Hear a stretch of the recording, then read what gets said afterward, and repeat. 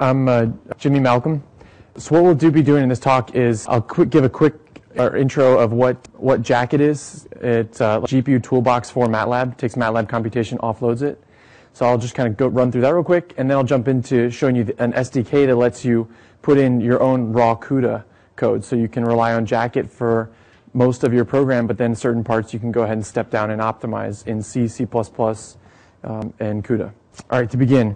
On the left here, you have MATLAB. This is kind of a nonsense few commands, but it kind of gives you a flavor for all the different kind of combinations of commands. You have generate random numbers, do some element-wise arithmetic, Fourier transform, which you just saw, subscript assignment, subscript referencing, matrix vector multiply. But as you see, one of the great things about MATLAB is you can just imagine doing this in raw CUDA. It can be a nightmare. And these 6 lines go to hundreds of lines. Even relying on libraries like the one we just saw, it's still setting up and tear down is quite cumbersome.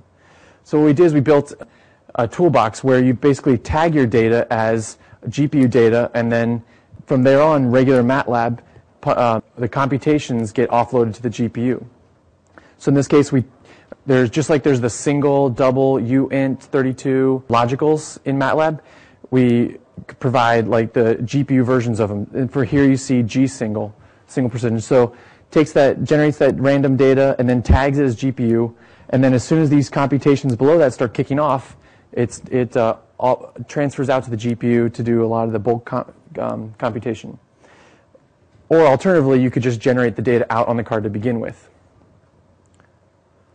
So that's kind of the Jacket in a nutshell. Now let's talk about starting to integrate, starting to put your own C, C++. So you've made your application in MATLAB. Parts of it you've maybe pushed out to the GPU, but then maybe there's some things that aren't quite easy to do in MATLAB or easy to do you want to switch off to start doing your own CUDA programming. In this one, we're going to look at median filtering. So let's look at the basic MATLAB MEX interface. This would be the main entry point. You have the number of left-hand side elements, the pointer to the left-hand side elements, number right-hand, pointer to the right hand.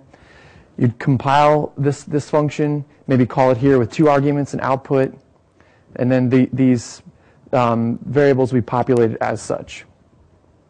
So this is to kind of put us all on the same page.